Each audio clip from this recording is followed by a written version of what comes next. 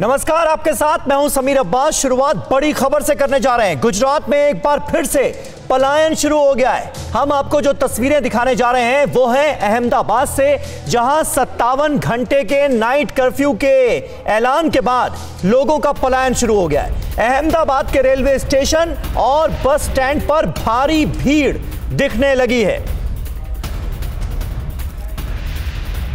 गुजरात में एक बार फिर पलायन शुरू हो गया है क्योंकि अहमदाबाद में लगा है 57 घंटे का कर्फ्यू। अलग अलग जगहों से लोगों के घर के ओर निकलने की तस्वीरें सामने आने लगी हैं। लॉकडाउन का जो डर है वो दरअसल लोगों के जहन पर हावी होता हुआ नजर आ रहा है। 57 घंटे के नाइट कर्फ्यू के ऐलान के बाद गुजरात में एक बार फिर पलायन शुरू हो गया है। रेलवे स्टेशन हो, बस स्टैंड हो, यहां पर प्रवासियों की भीड़ लग गई है और अपने अपने घर की तरफ निकलने लगे हैं मजदूर। तो कुछ पहले जैसी तस्वीरें एक बार फिर प्रवासी मजदूरों की खास तौर पर सामने आ रही है, क्योंकि इन्हें अब यह डर सताने लगा रहा है कि एक बार फिर अगर लॉकडाउन लग जाएगा तो काम धंधे सब चौपट हो जाएंगे, इसलिए अपने घरों का रुख कर लिया जाए। लिहाजा जो रेलवे स्टेशन है, बस स्टैंड है, वहां पर लोगों की भारी भीड़ इकट्ठा होना शुरू हो गई।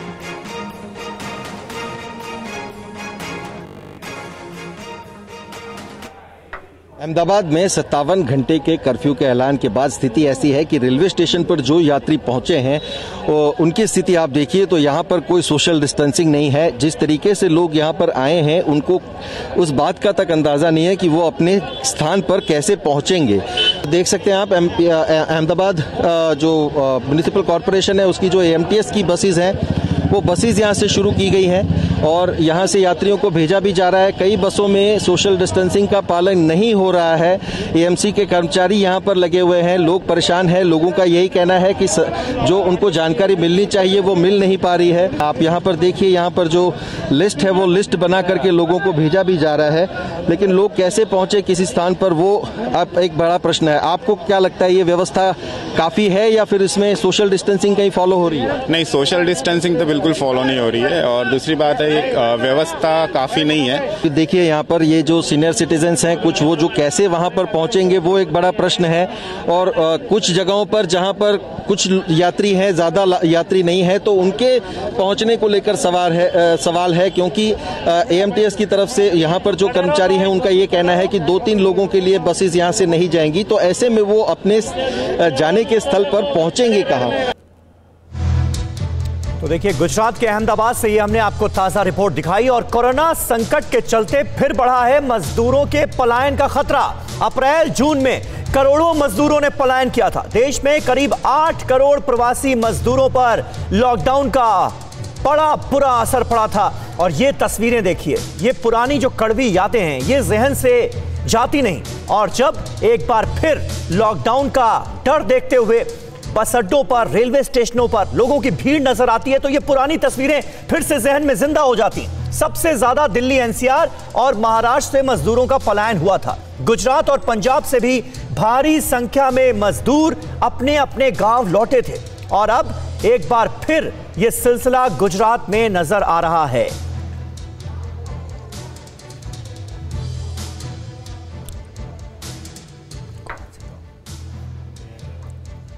तो ये तस्वीरें हम आपको दिखा रहे हैं, इसमें से ये 2 तस्वीरें हैं आपके सामने। अब एक तस्वीर जो आप देख रहे हैं ये तो पहले की तस्वीर है, जब लाखों करोड़ों मजदूरों को बड़े बड़े शहरों से पलायन करना पड़ा था, अपने गांवों की तरफ जाना पड़ा था। अपना काम धंधा सब कुछ चौपट होने का जो गम था वो नजर आ रहा था उनकी आंखों में। और अब जो नई तस्वीर सामने आई है गुजरात के अहमदाबाद से, क्योंकि यहां पर रेलवे स्टेशनों पर, बस अड्डों पर जबरदस्त भीड़ नजर आ रही है और प्रवासी मजदूर अपने अपने घर वापस लौटने लगे।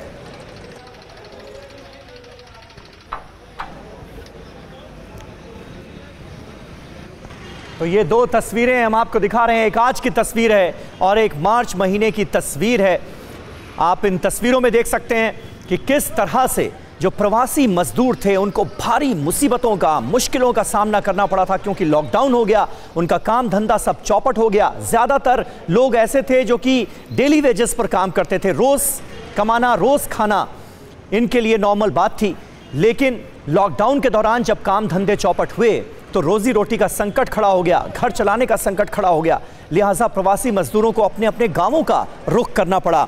मार्च महीने से बहुत ही भयावह तस्वीरें सामने आई थीं और अब एक बार फिर अहमदाबाद में जो मंजर है बस अड्डों का, रेलवे स्टेशनों का, वो काफी चिंता पैदा कर रहा है। कोरोना एक बार फिर तेजी से फैल रहा है। देश में नए केस फिर से तेजी से बढ़ रहे हैं। राज्य सरकारें एक बार फिर युद्ध स्तर पर जुट गई हैं। कोरोना पर देश का अपडेट क्या है, राज्य सरकारों का क्या है एक्शन प्लान, यह आपको सब बताएंगे। लेकिन शुरुआत उन सवालों के साथ कर रहे हैं जिनका जवाब पूरा देश जानना चाहता है। नई कोरोना वेव, सवाल अनेक हैं हम सबके जहन में, दिलो दिमाग में।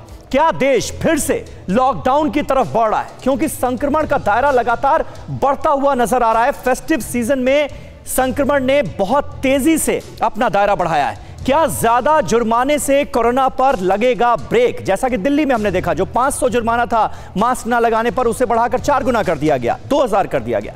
अपने देश में कोरोना की वैक्सीन कब तक आ पाएगी?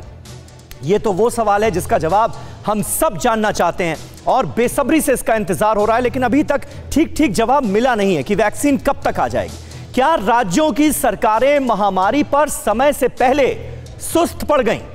यह एक बड़ा सवाल है। क्या लापरवाही हुई है सरकार के लेवल पर भी?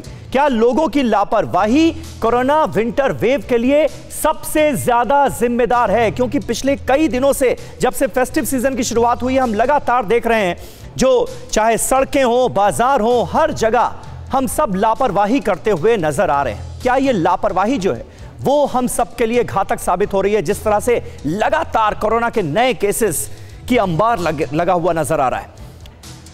और हमारे साथ तमाम खास मेहमान मौजूद हैं, उनसे आपका आप तारुफ करा दें। राम कदम हमारे साथ मौजूद हैं, जो कि भारतीय जनता पार्टी के नेता हैं, एमएलए हैं। इसके अलावा अजय उपाध्याय साहब हमारे साथ जुड़ रहे हैं, जो कि कांग्रेस पार्टी के स्पोक्स पर्सन हैं। इसके अलावा डॉक्टर डीके गुप्ता, जो कि चेयरमैन है फिलिक्स हॉस्पिटल नोएडा के, वो हमारे साथ इस वक्त जुड़ चुके हैं। डॉक्टरी सलाह हम उनसे लेंगे। और भी हमारे तमाम संवाददाता इस वक्त हमारे साथ मौजूद हैं। राजेश गुप्ता साहब हमारे साथ मौजूद हैं, जो कि आम आदमी पार्टी के स्पोक्स पर्सन हैं, एमएलए भी हैं। ये तमाम खास मेहमान। और सचिन पाटिल हमारे संवाददाता इस वक्त हमारे साथ अहमदाबाद से मौजूद हैं, उनका हम रुख करेंगे। स्क्रीन पर हमारे कुछ और रिपोर्टर्स भी नजर आ रहे हैं। पुनीत शर्मा हमारे संवाददाता दिल्ली से हमारे साथ मौजूद हैं। पीयूष पांडे मुझे नजर आ रहे हैं डीएनडी टोल्स ब्रिज से। और शिवांगी ठाकुर हमारी संवाददाता इस वक्त मुंबई से मौजूद हैं, दहिसर से मौजूद हैं। जितेश जेठानंदानी भी हमारे साथ थोड़ी देर में जयपुर से जुड़ेंगे। लेकिन सचिन पाटिल, सबसे पहले मैं आपके पास आऊंगा, क्योंकि आपने ये जो ताजा रिपोर्ट अपनी दिखाई अहमदाबाद से, इसने हम सबको चिंता से भर दिया है। रेलवे स्टेशन हो, बस अड्डे हो अहमदाबाद के, वहां पर लोगों की बहुत भारी भीड़ नजर आ रही। क्या एक बार फिर प्रवासी मजदूरों का पलायन शुरू हो गया है अहमदाबाद से, यह कहा जा सकता है क्या? समीर, फिलहाल तो जो मैं दृश्य आपको दिखा रहा हूं उसमें प्रवासी मजदूर यहां पर अभी नहीं दिखाई देंगे, क्योंकि ये जो ट्रेन है वो दूसरे स्टेट से यहां पर जो आ रही है वो यात्री यहां पर है। लेकिन हाँ, जो कर्फ्यू यहां पर इम्पोज किया गया है अहमदाबाद में, जो 57 घंटे का, और सोमवार 6 बजे तक, सुबह 6 बजे तक ये कर्फ्यू यहां पर रहेगा। लेकिन यहां पर जो यात्री आ रहे हैं उनको डर ये सता रहा है कि यहां पर जो बसेस की व्यवस्था की गई है, जो एएमटीएस बसेस जो म्युनिसिपल कॉर्पोरेशन की है, उनकी जो व्यवस्था की गई है, यहां पर जो यात्री बसेस में लेकर जाया जा रहा है उनको 18 रूट अलग अलग बनाए गए हैं। लेकिन यहाँ पर उनको सबसे ज़्यादा संक्रमण का खतरा लग रहा है। वो लोग सबसे ज़्यादा यहाँ पर डरे हुए हैं। उनका यही कहना है कि इससे तो अच्छा था कि आपने उबेर, ओला या फिर ऑटो रिक्शा जो है वो शुरू की होती, तो लोग अपने हिसाब से अलग से होकर के जा सकते थे, उनको संक्रमण का खतरा एटलीस्ट नहीं रहता। तो जिस कारण से ये कर्फ्यू लगाया गया था, उस कारण से जो उसका जो मोटिव पूरा होना चाहिए था, वो मोटिव पूरा नहीं हो पा रहा है। आपको लगता है यहाँ पर आपके लिए जो बसेस की व्यवस्था है वो सही है? नहीं, अभी तक तो जो लग रहा है मेरे को 15-20 मिनट हुए हैं जब से ठीक लग रहा है, कोई दिक्कत नहीं है। अच्छा, यहाँ पर आपको संक्रमण का डर लग रहा है बसेस में भीड़ है तो? नहीं, ऐसा तो अभी मैं बैठ के नहीं देखा, वैसे तो है सोशल डिस्टेंसिंग देख रहे हैं, अगर ज़्यादा रश होगा तो डर लगेगा। अगर एक ही बस में ज़्यादा भरेंगे तो यहाँ आप देख सकते हैं समीर, लोगों में डर तो इस बात का भी है कि यहाँ से अगर हम जाएंगे भी तो संक्रमण का खतरा तो यहाँ पर भी है। तो फिर कर्फ्यू लगाने का मतलब क्या हुआ? लोगों का जो नाराजगी है लोगों की, वो सरकार और प्रशासन के सामने है, वो इसी बात को लेकर के है कि दिवाली के समय में जब लोग खरीदारी करने बाजारों में निकले थे, उस समय नियंत्रण ला दिया गया होता तो शायद ये स्थिति इस तरह की नहीं होती। आप यहाँ पर देख सकते हैं 18 रूट है और 18 रूट पर नहीं, बिल्कुल ये बड़ा सवाल है। अजय उपाध्याय साहब हमारे साथ मौजूद हैं, कांग्रेस पार्टी के स्पोक्स पर्सन है। अजय उपाध्याय साहब, इस वक्त अहमदाबाद से जो तस्वीरें हमारे सामने आ रही हैं ये तो अपने आप में चिंताजनक है। एक तरफ संक्रमण का दायरा बढ़ रहा है, उसके लिए नाइट कर्फ्यू लगाया गया है, लेकिन लोग सड़कों पर निकल आए हैं, अपने अपने घरों के लिए रवाना होने के लिए निकल आए हैं। बस स्टेशन पर, रेलवे स्टेशन पर इतनी जबरदस्त भीड़ नजर आ रही है, इससे तो संक्रमण और ज्यादा फैलने का खतरा है। कहां लापरवाही हो रही है? देखिए, एडमिनिस्ट्रेटिव तौर पे कहीं ना कहीं परेशानी तो है और कहीं ना कहीं ये लापरवाही लोगों को के डर को भी बढ़ाया है। आज इस तरह सिर्फ अहमदाबाद की बात नहीं, आप दिल्ली और बाकी राज्यों की भी बात देख लें तो जिस तरह से सरकार लापरवाह बनी रही और राजनीतिक पार्टियां और राजनीतिक नेतृत्व करने वाले लोग भी कहीं ना कहीं लापरवाह होकर के ये सारी मुसीबत का कारण कहीं ना कहीं बने हैं। आज जागरूकता जो पहले थी वो जागरूकता भी धीरे धीरे कम हो गई और जिस तरह से साधन संसाधन लोगों को उपलब्ध कराने चाहिए या लोगों के रोजी रोटी का भी ख्याल रखा जाना चाहिए था ताकि संक्रमण का डर भी ना रहे और उनका रोजी रोटी भी बना रहे, उस पर भी कहीं ना कहीं प्रश्न है। अहमदाबाद का जो केस अभी देख रहे हैं हम लोग, सच बात है कि बड़ा दुर्भाग्यपूर्ण है और चिंताजनक है। इसको कहीं ना कहीं नए सिरे से देखने की जरूरत है। लोकल एडमिनिस्ट्रेशन को भी आप कर्फ्यू लगा दे, कर्फ्यू से क्या हो जाएगा? यदि उनको सही रास्ता नहीं मिलेगा और उनको कहीं ना कहीं आत्मविश्वास नहीं पैदा होगा कि सरकार हमारी मदद करने की स्थिति में है या हम संक्रमण के डर से जो भागने के कगार पर हमें संक्रमण का खतरा नहीं है तो लोग नहीं जाएंगे। आज नहीं, यही तो बात है ना, यही तो बात है कि भरोसा जो है जिस तरह का दिलवाया जाना चाहिए वो नजर नहीं आ रहा है, जिसकी वजह से सड़कों पर, बस स्टेशन पर और रेलवे स्टेशनों पर यह हालात नजर आ रहे हैं। दिल्ली में बेकाबू कोरोना को लेकर सख्ती बढ़ी है। गाइडलाइन तोड़ने पर आज से 2000 रुपए का जुर्माना ठोका जा रहा है। 5 नियमों को तोड़ने पर 2000 रुपए के जुर्माने का प्रावधान किया गया है। दिल्ली में मास्क न लगाने पर 2000 रुपए का जुर्माना होगा। बढ़े जुर्माने के बाद लोग अब सतर्क दिख रहे हैं। तो दिल्ली में जिस तरह से लगातार हम देख रहे हैं कोरोना वायरस का संक्रमण जो है अपना असर दिखा रहा है, दायरा बढ़ता जा रहा है, उसके बाद तमाम तरह के एहतियाती कदम उठाए गए हैं। कोरोना गाइडलाइन तोड़ने पर 2000 रुपए की फाइन का प्रावधान किया गया है, चालान का प्रावधान किया गया है।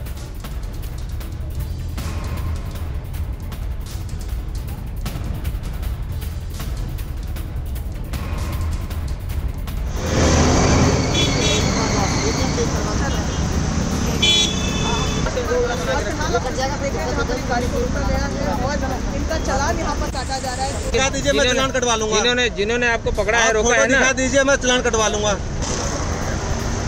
इधर इनको रोका किसी ने था।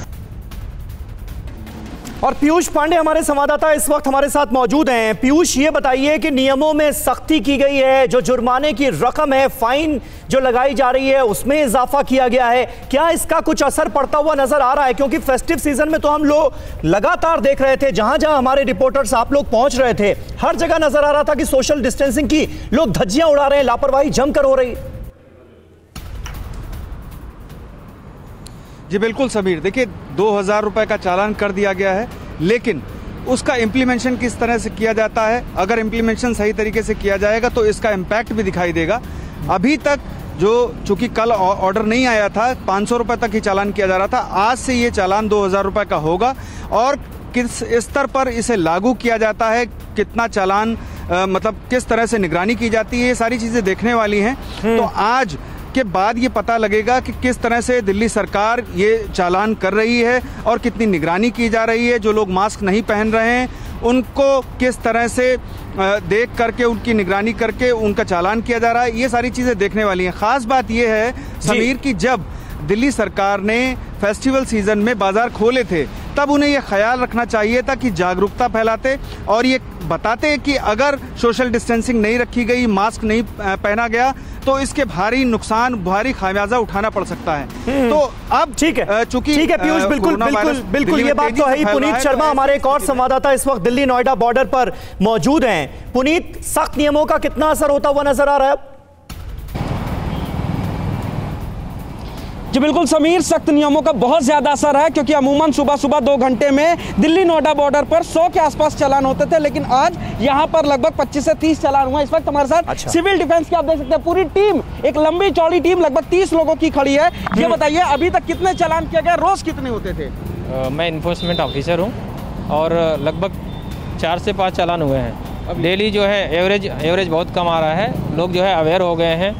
2000 रुपये का चालान भी ज़्यादा है, शायद इस वजह से भी लोग डर के मारे जो है वो लोग आपसे झगड़ा भी कर रहे हैं चालान ना कराने को लेकर के। हम बिल्कुल झगड़ा कर रहे हैं। 2000 रुपये के लिए तो बहुत बहस कर रहे हैं कि हम 2000 रुपये कहाँ से दें, हमारे पास नहीं है। ऐसे वैसे तमाम बहाने बना रहे हैं, एक्सक्यूज बना रहे हैं कि हमने जस्ट मास्क निकाला था पानी पीने के लिए, खाना खाने के लिए और दवा के लिए जा रहे हैं, हमारे हार्ट पेशेंट है वगैरह वगैरह। जब हम उनसे मेडिकल पेपर मांगते हैं तो वो मेडिकल पेपर प्रोड्यूस करने में बहुत सारे बहाने बनाने की जरूर कोशिश है, लेकिन यहाँ पर जो अधिकारी हैं उनका कहना है कि अमूमन 100 चालान होते थे, अब काफी कम हो गए हैं, लोग डर रहे हैं। लेकिन कहीं ना कहीं जिस तरीके से पिछले 24 घंटे में 118 लोगों की जान दिल्ली में कोरोना की वजह से गई है, हर रोज एक नए दिन की शुरुआत के साथ कोरोना के मामले लगातार बढ़ रहे हैं, मौतों का आंकड़ा बढ़ रहा है। कहीं ना कहीं जनता की लापरवाही, जो मास्क ना पहनना या फिर सोशल डिस्टेंसिंग का पालन नहीं करना है, इन चीजों की वजह से भी संक्रमण फैल रहा है। और इसी वजह से जो सरकार है उसने चालान को 4 गुना बढ़ा दिया, यानी कि 2000 रुपए कर दिया। समीर बिल्कुल बने रहे हमारे साथ। शिवांगी ठाकुर का हम जल्दी से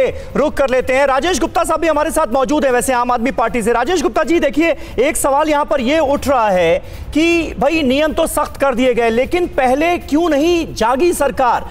क्योंकि हमने देखा फेस्टिव सीजन के दौरान, दिवाली हो, छठ पूजा हो, लगातार नियमों की धज्जियां उड़ाई गई हैं। सोशल डिस्टेंसिंग नाम की कोई चीज बाजारों में नजर नहीं आई और अब संक्रमण का दायरा जो है वो बढ़ता हुआ नजर आ रहा है, ज्यादा लोग संक्रमित होते हुए नजर आ रहे हैं। पहले से क्यों नहीं जागे आप लोग? नहीं समीर भाई, ऐसा नहीं है।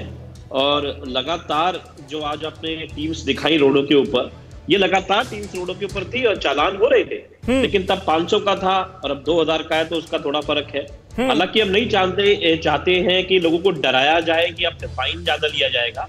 मेरा मानना है कि कोरोना बीमारी अपने आप में इतना बड़ा डर होना चाहिए कि लोग इस बात को गंभीरता से लें। रही बाजारों की बात, तो आप समझते हैं कि दिल्ली के अंदर क्योंकि थोक के बाजार है, पूरे हिंदुस्तान से लोग यहाँ पर आते हैं और हमारी पूरी कोशिश थी, हमने व्यापारियों की जो एसोसिएशन है उनसे बात करें और माननीय मुख्यमंत्री जी ने कहा कि हम नहीं चाहते कि बाजार बंद किए जाएं, क्योंकि लोग कोरोना की वजह से और अलग अलग वजहों से, नोटबंदी से, जीएसटी से व्यापारी पहले ही बड़ा परेशान रहा है। लेकिन हमने ये भी कहा कि वो भी ध्यान रखें कि जो लोग उनके यहाँ पर आए, व्यापारी संगठन इस बात का ध्यान रखे कि बाकायदा सैनिटाइज हो, बाकायदा उन्होंने मास्क पहना हुआ हो, अदरवाइज उनके साथ में डील ना करें। क्योंकि राजेश गुप्ता जी, लेकिन फेस्टिव सीजन में बाजारों में जो भीड़ उमड़ रही है और सोशल डिस्टेंसिंग का ध्यान नहीं रखा जा रहा है, उस पर काबू पाने के लिए आप लोगों ने क्या किया?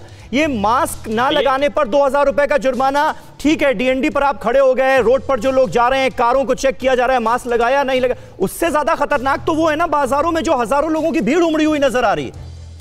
समीर भाई, आपके ही चैनल पर दिखाया गया था कि कैसे माननीय मुख्यमंत्री जी ने व्यापारियों के साथ में लगातार मीटिंग करी और ये कहा कि हम नहीं चाहते कि बाजार बंद हो। मैंने यही कहा, हम नहीं चाहते बाजार बंद हो, लोग बेरोजगार हो और फिर पलायन करें, जो अभी आपने अहमदाबाद का दिखाया, इतना भयावह दृश्य है कि लोग भाग रहे हैं। हम नहीं चाहते मजदूर परेशान हो, व्यापारी परेशान हो, लेकिन हमने इसीलिए उनको कॉन्फिडेंस में लिया कि आप ये कोशिश कीजिए कि आपके यहाँ पे बाजार में जो लोग आ रहे हैं वो सैनिटाइज हो, बाकायदा वो लोग वहां पे, आप अपनी दुकानों पे सैनिटाइजर्स रखिए, दुकानों की जो एंट्री है या बाजारों की जो एंट्री है, और वो मास्क जरूर लगा होना चाहिए, नहीं तो हम मजबूर होंगे। और व्यापारियों ने इस बात को समझा, क्योंकि उनकी भी जान को खतरा है।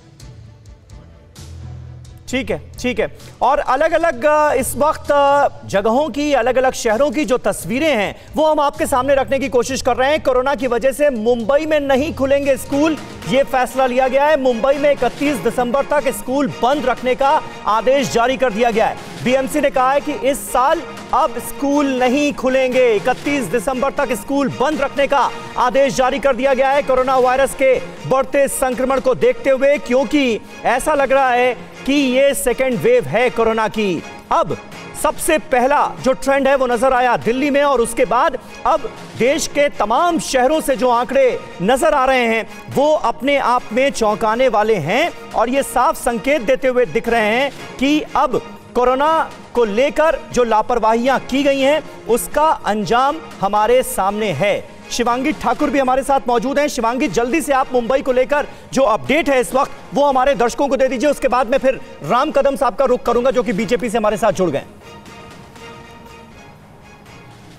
देखिए समीर, सबसे लेटेस्ट न्यूज़ यही है कि जो स्कूल खुलने की बात हुई थी और कहा गया था प्रशासन की ओर से कि दिवाली के बाद स्कूल खोले जाएंगे, साफ तौर पर कह दिया गया है कि 31 दिसंबर तक स्कूल नहीं खोले जाएंगे। मुंबई और ठाणे में, राज्य के अन्य इलाकों में स्कूल खुलने की तैयारी हो रही है, लेकिन जिस तरह से कोरोना के मामले वहां देखे जा रहे, टीचर्स की टेस्टिंग की जा रही है और जो नंबर्स बढ़ रहे हैं, उसके बाद लगता है कि शायद ये फैसला भी टाला जाए।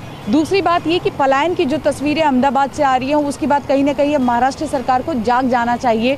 मजदूर जब यहाँ से पलायन करके गए थे उस वक्त की भयावह तस्वीरें हमने देखी थी, और दिल्ली और अहमदाबाद में अब कोरोना के जो मामले बढ़ रहे हैं उसके बाद ऐसा लगता है कि महाराष्ट्र की सरकार कहीं ना कहीं अलर्ट हो गई है। जंबो कोविड सेंटर्स यहाँ पर बहुत सारे बनाए गए थे जो कि हल्के में अब लोग लेने लगे थे। अब लोग वहाँ नहीं जाते थे, अपने घर में होम क्वारंटीन होकर ही ठीक हो जाते थे, या फिर मास्क पहनना लोगों ने छोड़ दिया, सोशल डिस्टेंसिंग का पालन छोड़ दिया। तो कहीं ना कहीं वापस से स्ट्रिक्ट एक्शन लेने की ज़रूरत है। सारा का सारा ढीकरा प्रशासन पर ही फोड़ना सही नहीं है, ये दोनों तरफा है। जो मुंबईकर हैं उनको भी जागरूक होने की ज़रूरत है और प्रशासन को भी एक बार फिर से जागना है, क्योंकि आप रीओपनिंग कर रहे हैं लेकिन सोल्यूशन नहीं है। सही बात है। राम कदम साहब हमारे साथ मौजूद है, बीजेपी के नेता हैं, एमएलए हैं। राम कदम साहब, लापरवाहियां किस लेवल पर हो रही हैं और जो कुछ नजर आ रहा है उसके लिए क्या इस मुल्क में जो गैर जिम्मेदार राजनीति हो रही है, जो हर चीज को धार्मिक एंगल देकर उस पर राजनीति शुरू हो जाती है, लापरवाहियां जो हो रही हैं उसको नजरअंदाज करने की कोशिशें जो हो रही हैं, क्या इन सब चीजों का भी खामियाजा आम लोगों को भुगतना पड़ रहा है क्या? देखिए, बुनियादी बात मैं आपके सामने कुछ बिंदुओं को रखने का प्रयास करूंगा जी। सबसे आरंभ में आपको ये बता दूं कि विगत 8 महीनों के इस कोरोना के काल में, अंतराल में, इन विगत समय में महाराष्ट्र सरकार की ओर से किस प्रकार की लापरवाही हुई, उनकी क्या कोताही रही, ये यदि मैं रखूं तो आप कहेंगे हम विपक्ष में बैठे हैं और हम राजनीति करें, तो ऐसा नहीं है। हम लोगों की व्यथा को रखने के लिए ही है, और लोगों की व्यथा इस प्रकार की रही है कि विगत 8 महीनों के कालखंड में 8 पैसे की भी सहायता महाराष्ट्र सरकार ने लोगों को नहीं दी। आप कहते हैं धार्मिक स्थल, आप मुझे एक बात का जवाब दीजिए। महाराष्ट्र सरकार ने अब 3 दिन पहले धार्मिक स्थल खोल दिए। नियम क्या लाया? मुंबई का सिद्धिविनायक मंदिर 1 घंटे के काल में केवल 100 लोग जा सकते हैं, ये नियम लाया इन्होंने। इन्होंने बियर बार खोले 3 महीने पहले, इन्होंने दारू के ठेके खोले 3 महीने पहले। मुंबई और महाराष्ट्र में एक भी ऐसी चीज नहीं है जिसे खोलने के लिए शेष है, केवल मात्र स्कूल छोड़ करके। हमारा सवाल ये था कि यदि तुमने 100 लोग 1 घंटे में, यानी मान करके चलो सामाजिक दूरी की बात करते हैं, एक आदमी को दूसरे आदमी से 3 फुट नहीं, तुम 30 फुट भी रखो तो भी 1 घंटे के अंदर 100 लोग के नहीं 1000 लोग के दर्शन होते। यानी ये राम कदम साहब, यही मैंने आपसे पूछने की कोशिश की थी कि कई बार ऐसा लगता है ना कि राजनीति हावी हो जाती है, लोगों की सेहत सुप्रीम होनी चाहिए ना। इस वक्त तो कोरोना वायरस से सबको बचाना है। अब आप मुझे ये बताइए कि अहमदाबाद में जो स्थिति हमने दिखाई, वहां पर प्रवासी मजदूरों को एक बार फिर पलायन शुरू हो गया। ये मार्च अप्रैल जैसी स्थिति दोबारा तो नहीं होगी ना? मेरी बात को आपने पूरा करने नहीं दिया। हम यही कह रहे हैं कि लोगों का स्वास्थ्य ये सर्वोपरि है, पर लोगों का स्वास्थ्य ये सर्वोपरि है, पर इसके साथ साथ हमको ये भी समझना होगा कि ये कोरोना के साथ हमें बचते बचते इसके साथ कैसे रहना है, ये भी सीखना होगा। एक तरफ हम बियर बार खोलते हैं और दूसरी तरफ हम देवालय को ताले लगाते हैं। जो नियम बियर बार को लगाए वह नियम मंदिरों को भी लगाओ, उसी सामाजिक दूरी के, अनुशासन के। तो हम गलत हो गए? कहां से गलत हुए हम? तुम यहाँ पर जिम्नेशियम आपने खोल दिए, सारी चीजें खोल दी, मुंबई में, महाराष्ट्र में खोल दिए। हालांकि आंकड़े ये दर्शाते हैं कि पूरे भारतवर्ष में इस मुल्क में जितनी मौतें हुई है 40% मौतें मुंबई और महाराष्ट्र से है, और ये मौतें लोगों की लापरवाही का कारण नहीं है। ठीक है राम कदम जी, मैं समझ गया। बस एक्सपेक्टेशन इस वक्त देश की जनता की, आम लोगों की, हम सब की ये है कि कम से कम इस पर पॉलिटिक्स ना हो, पॉलिटिक्स से अलग रखकर बातें की जाएं और लोगों की सेहत को सर्वोपरि माना जाए। हमारे साथ डॉक्टर डीके गुप्ता साहब मौजूद हैं। डॉक्टर गुप्ता, क्या आप बता सकते हैं कि जो लापरवाहियां इस वक्त हमें सड़कों पर, बाजारों में, हम सब जो लापरवाही कर रहे हैं, जो नजर आ रही है, उसका अंजाम क्या हो सकता है, कितना खतरनाक हो सकता है? अमीर जी, हम लोग आपके चैनल के माध्यम से और डिफरेंट प्लेटफॉर्म से बार बार कह रहे थे, सरकार को भी सचेत कर रहे थे, पब्लिक को भी सचेत कर रहे थे कि जो अगली वेव आएगी वो मैन मेड वेव होगी। हम लोग रिस्पॉन्सिबल होंगे। जब भी दिवाली के टाइम, दशहरा के टाइम, छठ पूजा के समय टेम्परेचर कम हो जाएगा और लोगों का मिलना बढ़ जाएगा, उस टाइम लोग प्रिकॉशंस नहीं रखेंगे, तो ना तो सरकार ने ध्यान दिया इस पे, ना ही पब्लिक ने ध्यान दिया, और लोग बिना किसी सावधानी के, बिना किसी अनुशासन के लोग आपस में करना शुरू कर दिया। और शायद उसी की जो रूप दिख रहा है, ये थर्ड वेव नहीं है, ये मैन मेड थर्ड वेव है। हमें इसे करेक्शन करना चाहिए। ये हम सबकी जनित वेव है और हम ही इसके लिए रिस्पॉन्सिबल हैं। अगर हम अपना खुद ध्यान नहीं रखेंगे, ना तो कोई सरकार हमारा ध्यान रख सकती है, ना कोई मीडिया, ना कोई हेल्थ केयर वर्कर, ना ही डॉक्टर। तो हम सबको पता था कोरोना का इन्फेक्शन इतना फास्ट है, ट्रांसमिशन रेट का हाई है, उसके बावजूद भी हमने सावधानी नहीं बरती।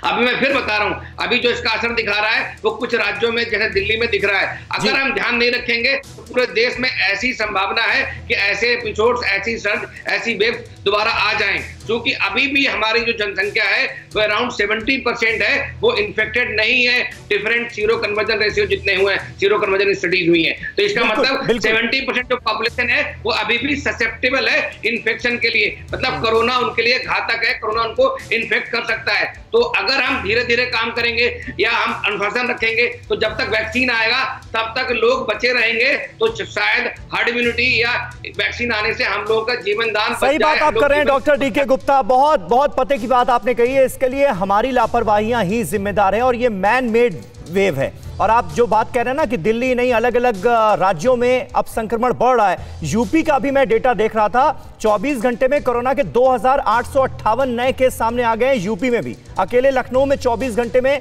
342 लोग कोरोना से संक्रमित हो गए हैं। तो ऐसा नहीं है सिर्फ दिल्ली, बल्कि हर जगह से जो अब आंकड़े सामने आ रहे हैं वो चौंकाने वाले हैं और चिंताजनक है। एक अहम खबर अपने दर्शकों को बता दें कि कोरोना वायरस पर चीन का नया झूठ सामने आया है। वुहान से नहीं, इटली से फैला कोरोना, यह कहा गया चीन की तरफ से। वैज्ञानिकों ने चीनी दावे को खारिज किया है। कोरोना फैलाने पर चीन की दरअसल फजीहत हो रही है। चीन ने वायरस की खबर दुनिया से छिपाई थी, यह जानकारी अब दुनिया के सामने आ चुकी है और यही वजह है कि चीन जो है वो नए नए दावे कर रहा है, नया नया झूठ दुनिया के सामने रखने की कोशिश कर रहा है। और इस बीच मध्य प्रदेश से एक अहम खबर है। मध्य प्रदेश में कोरोना की दूसरी लहर का खतरा है। मध्य प्रदेश के 5 शहरों में आज से लगेगा नाइट कर्फ्यू। इंदौर, भोपाल, ग्वालियर, रतलाम और विदिशा में नाइट कर्फ्यू लगेगा। हर रात 10 बजे से सुबह 6 बजे तक ये कर्फ्यू लगाया जाएगा। इस बात का ऐलान कर दिया गया है। तो तमाम राज्यों की तरफ से जो एहतियाती कदम हैं वो अब उठाए जा रहे हैं ताकि ये संक्रमण जो है इसका दायरा और ज्यादा ना बढ़े। एक और अहम खबर राजस्थान से आपको बता दें, राजस्थान में कोरोना को लेकर गहलोत सरकार ने बड़ा फैसला लिया है। राज्य के सभी जिलों में धारा 144 आज से लागू कर दी गई है। राजस्थान में लगातार बढ़ रहे हैं कोरोना के मामले। राजस्थान में 24 घंटे में मिले रिकॉर्ड 2500 केस। देखिए राजस्थान में भी जो आंकड़ा है वो लगातार बढ़ता हुआ नजर आ रहा है। डॉक्टर डीके गुप्ता, क्या एहतियाती कदम जिनका हम जिक्र कर रहे हैं, और देखिए जितेश जेठानंदानी हमारे साथ जुड़ गए हैं, जल्दी से एक छोटी सी अपडेट दे दीजिए जितेश, क्योंकि राजस्थान सरकार ने बहुत बड़ा फैसला लिया है हर जिले में धारा 144 लागू करने का। इस एक्सट्रीम कदम की क्या जरूरत थी, कितना जरूरी हो गया था यह फैसला, जरा बताएं हमारे दर्शकों को। जी बिल्कुल समीर, देखिए 2700 से ज़्यादा मरीज कल सामने आए, उससे पहले 2500। लगातार जिस तरह से मरीजों का आंकड़ा बढ़ रहा है वाकई चिंता का विषय है। दीपावली के बाद लगातार जयपुर की बात करें तो अकेले जयपुर में 600-700 मरीज सामने आ रहे थे। सबसे बड़ी सवाल यह है कि ये लागू करना बहुत जरूरी था, लेकिन सवाल ये भी खड़ा हो रहा है कि क्यों किस तरह से आम जनता पर तो इस तरह के नियम थोपे जाते हैं, लेकिन खुद नेता माखौल उड़ाते हैं। पिछले दिनों हमने देखा कि यहाँ पे जब कांग्रेस सचिन पायलट और अशोक गहलोत की लड़ाई हुई तो बाड़ाबंदी हुई, अभी नगर निगम के चुनाव में बाड़ाबंदी हुई और उसमें कई पार्षद कोरोना संक्रमित निकले। अभी नगर निकाय के चुनाव चल रहे हैं, सोशल डिस्टेंस का जमकर पूरे राजस्थान भर में मजाक उड़ाया जा रहा है, लेकिन नियम तो जनता के जो नेता हैं वो बनाते हैं, लेकिन वो ही नियमों का माखौल उड़ाते हैं। सवाल ये खड़ा हो रहा है, जो अभी आप चर्चा कर रहे थे वो इसी बात पे चर्चा कर रहे थे कि नियम तो बनाए जाते हैं कि सोशल डिस्टेंस रखिए, मास्क लगाइए, लेकिन नियमों का माखौल खुद जनता के प्रतिनिधि ही मजाक उड़ाते हुए नजर आते हैं। बिल्कुल, और ये हर जगह होता है, हर जगह होता हुआ हमने देखा। अभी बिहार इलेक्शन में देखिए कैसी कैसी तस्वीरें हमने देखी, हजारों लोगों की भीड़ रैलियों में जो है वो इकट्ठा होती थी। अजय उपाध्याय साहब, तो वो जो जिम्मेदारी जिसका हम जिक्र करते हैं वो तो हर जगह नजर आनी चाहिए ना, हर जगह ही उसका अभाव है। नहीं, सही आप कह रहे हैं, मैं तो हम लोग भी देख रहे हैं, लेकिन ये जिम्मेवारी जब ऊपर से इसका पालन होता है तो निश्चित तौर पे उसका एक मैसेज जाता है और नेतृत्व वर्ग को तो जरूर इसका ख्याल रखना चाहिए। जहां तक बात करते हैं तो ये कांग्रेस, भाजपा और आम आदमी पार्टी की बात नहीं है, तकरीबन आप देख रहे हैं कैसे सभी लोग इसका मखौल उड़ा रहे हैं। प्रधानमंत्री जी खुद जिन मीटिंग में थे, दिल्ली की शहर की बात आप कर लीजिए, जब वो जश्न मनाया जा रहा था बिहार का, 5000 से ज्यादा लोग थे और कहीं कोई सोशल डिस्टेंसिंग नहीं थी और प्रधानमंत्री जी खुद उस भीड़ को संबोधित कर रहे थे। आप देखिएगा उस दिन का डाटा, सर्वाधिक डाटा है दिल्ली में इन्फेक्शन का, 9500 का डाटा आया था उस दिन। जो अरे सिर्फ प्रधानमंत्री नहीं, बीजेपी के नेता नहीं, आपकी पार्टी के तमाम नेता भी रैलियां कर रहे थे, वहां पर कौन सा सोशल डिस्टेंसिंग का पालन हो रहा था अजय जी? इस तरह से सिर्फ कथनी और करनी और उपदेश, कुशल बहु तेरे से काम नहीं चलेगा। आप उपदेश जितना देते रहे, कार्रवाई करनी होगी और आपके अंदर भी वो आत्मबल होना चाहिए, वो दिखना चाहिए लोगों में। ताली थाली सब बजवा दिया, सारा देश का कहानी क्या रहा पूरा लोग देख लिया। आज क्या हाल है, 90 लाख से पार हो गया कोरोना का केस और बात फिर वही होने लगी। मैं कहता हूं कि दिल्ली सरकार को भी, दिल्ली अभी राजेश गुप्ता जी हैं, उन्होंने भी बड़ी लंबी बातें की हैं। दिल्ली सरकार से भी मैं एक प्रश्न सिर्फ पूछना चाह रहा हूं। अभी इन्होंने यहाँ पे आप देखिएगा अक्षरधाम में किस तरह का फंक्शन किया और किस तरह सारे इनके बड़े नेता और मंत्री और पदाधिकारी इंक्लूडिंग मुख्यमंत्री। ठीक है राजेश गुप्ता साहब, आज छठ पूजा संपन्न हुई है, छठ पूजा के नाम पर भी हमने देखा किस तरह से सियासत हुई। मतलब बड़े बड़े नेता जो हैं वो अपने घरों में आराम से छठ पूजा करते हुए नजर आ रहे हैं, लेकिन पार्टियों का जो रुख है वो इसके हक में नजर आता है कि नहीं बाकी लोग जो हैं उनको सार्वजनिक जगहों पर ही जाकर छठ पूजा करनी चाहिए। ये क्या है? नहीं, ऐसा नहीं है। देखिए, अब ये कांग्रेस वाले हमारे साथी तो बहुत परेशान है, ये आज तक ये पता ही नहीं कर पाए कि इन्हें दिवाली का समर्थन करना है या विरोध करना है, क्या करना है। दरअसल ये उस प्रोग्राम में इन्होंने ढंग से देखा नहीं। माननीय मुख्यमंत्री जी बकायदा पूरे प्रोग्राम के अंदर मास्क लगाए हुए थे और उनके साथ में जो उनके कैबिनेट के लोग थे, मैं भी वहां पर था एक विधायक होने के नाते। मैं आपको बता दूं कि हमारा परिवार भी वहां पर अलाउड नहीं था, मैं अकेला था वहां पर। तो इसी तरीके से बुलाया गया था, बहुत मिनिमम लोग थे, लेकिन क्योंकि प्रोग्राम पहले से रखा गया था और ये भी माना जा रहा था कि शायद ये वेव उतनी नहीं रहेगी, लेकिन फेस्टिवल सीजन पे ये बहुत तेजी से बढ़ी। उसी लिए ध्यान रखा गया, छठ पे बहुत ध्यान रखा गया कि लोगों को दिक्कत कम से कम, वो लोग कम से कम बीमार हो, और लोगों ने बहुत ही अच्छे तरीके से छठ को मनाया है। मैं सुबह खुद देख के आया हूँ, मैंने कल शाम को भी देखा था। तो इस तरीके से एक दूसरे पे छीटाकशी ना करें, मेरा अनुरोध है। मैं केंद्र सरकार से अनुरोध करता रहा हूँ और हमारी सरकार बिल्कुल नहीं होनी चाहिए इस तरह की छीटाकशी, इस तरह की राजनीति। ऐसे मुश्किल वक्त में तो कम से कम जिम्मेदारी भरा बर्ताव जनता एक्सपेक्ट कर सकती है ना अपने नेताओं से। बहुत बहुत शुक्रिया आप सभी का हमारे साथ इस बातचीत में जुड़ने के लिए। और इस बीच एक अहम खबर यह आ रही है कि चीन पर ट्रंप के सलाहकार ने सनसनीखेज दावा किया है। चीन ने दुनिया में भेजे अपने कोरोना बम, यह कहा गया अमेरिका की तरफ से। चीन ने दुनिया में हजारों कोरोना करियर्स भेजे हैं। व्हाइट हाउस के ट्रेड एडवाइजर पीटर नवारो ने यह दावा किया है, यानी दरअसल वो ये बताने की कोशिश कर रहे हैं कि कोरोना कैरियर्स भेजे जा रहे हैं और इनके जरिए चीन कोरोना फैलाने की साजिश रच रहा है। और एक और अहम खबर, दिल्ली के बाद हरियाणा में कोरोना अलर्ट। फरीदाबाद और गुरुग्राम बॉर्डर पर होगी अब रैंडम टेस्टिंग। बॉर्डर पर आने जाने वालों का रैंडम टेस्ट किया जाएगा। नोएडा बॉर्डर पर भी इस वक्त रैंडम टेस्टिंग चल रही है। दिल्ली में कोरोना को लेकर नई एडवाइजरी जारी की गई है और अब जो लोग गुरुग्राम जाएंगे बॉर्डर क्रॉस करने के बाद उनकी भी रैंडम टेस्टिंग होगी। अड़ी सोमवार से शुक्रवार शाम 6 बजे सिर्फ TV9 भारतवर्ष पर।